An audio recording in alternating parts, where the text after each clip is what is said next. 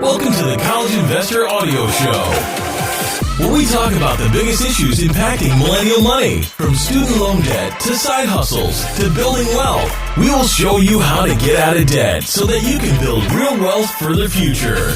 What reforms to public service loan forgiveness can be made through executive action? That's what we take a look at today on the College Investor Audio Show. So glad you're here. So NPR reports that the Biden administration will be overhauling the Public Service Loan Forgiveness Program at PSLF very soon. Only about 2 to 3% of borrowers who've applied for PSLF have succeeded in having their student loans discharged. Not very many people, and that's according to the U.S. Department of Education stats. The U.S. Government Accountability Office, the GAO, has identified many problems with the PSLF program. So what reforms can actually be implemented by issuing an executive order? Also, what reforms can be implemented by issuing new regulations? Let's take a look. First, we take a look at current statutory and regulatory restrictions. Public service loan forgiveness was enacted during the Bush administration by the College Cost Reduction and Access Act of 2007. The statutory language states that the borrower must make 120 monthly payments on the eligible federal direct loan to qualify for loan forgiveness. It also requires the borrower to have been employed in a public service job during the period in which the borrower makes each of the 120 payments. Eligible federal district loans are defined as meaning a federal direct Stafford loan or direct plus loan or direct unsubsidized Stafford loan or direct consolidation loan. Got all that? All right, but the loan forgiveness is per loan, not per borrower. This prevents counting payments made prior to a loan being consolidated, as a consolidation loan is actually just a new loan, resetting the count of the number of qualifying payments. The statutory language also limits eligible loans to direct loans. Loans in the Federal Family Education Loan Program, FFELP, are not eligible. This limitation was intentional by Congress. It's designed to save the federal government money by encouraging borrowers to consolidate their FFELP loans into the direct loan program. Since PSLF is based on making 120 qualifying payments, suspended payments, such as time spent in an economic hardship, deferment, or forbearances, do not count toward loan forgiveness.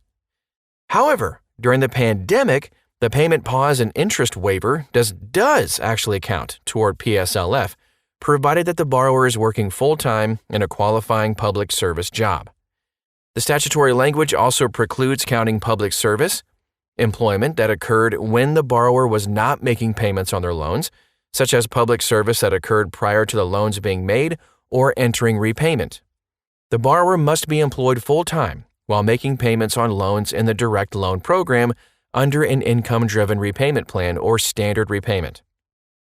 Congress later created the Temporary Expanded Public Service Loan Forgiveness, TEPSLF, that's a lot of letters, program, which allows borrowers to have made payments under the graduated and extended repayment plans, so long as the last year of payments is at least as much as the borrower would have paid under an income-driven repayment plan. The regulations largely mirror the statute. Nevertheless, there are steps the Biden administration can take to reform the Public Service Loan Forgiveness Program through by issuing an executive order and new regulations. What changes can really be implemented through executive order? Some borrowers have said that some of the eligible payments were not counted because of a Kafkaesque administrative bureaucracy.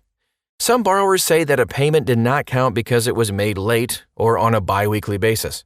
Some people say that their automatic payments didn't count because the payments were rounded down instead of up to the nearest penny. What? So when a borrower's federal student loans have transferred between servicers, some payment history information has not been transferred correctly is another reason for that. And that the timing of payments, too, especially at the start of qualifying employment, has caused some payments to actually not count toward forgiveness. All of these problems can be addressed through an executive order. The U.S. Department of Education can also issue an executive order to allow months spent on active duty in the U.S. Armed Forces to count toward PSLF, even if no payments were made. The authority to do this is based on the HEROES Act of 2003, the same statutory authority that was used to implement the payment pause and interest waiver. The HEROES Act of 2003 not only applies to national emergencies, but also to military operations.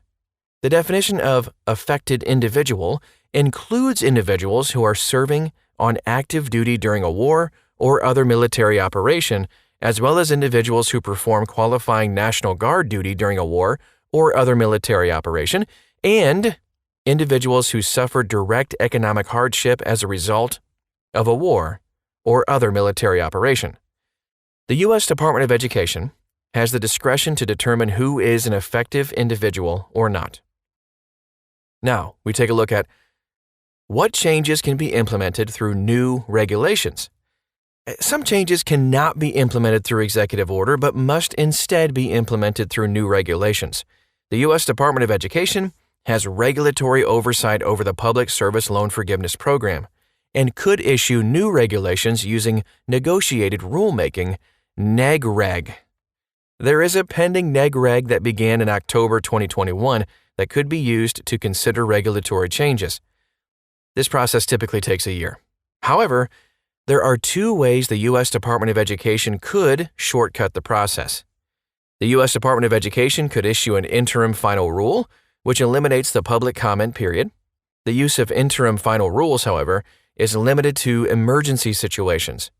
The master calendar provisions specify that a final rule published by November 1st becomes effective the following July 1st.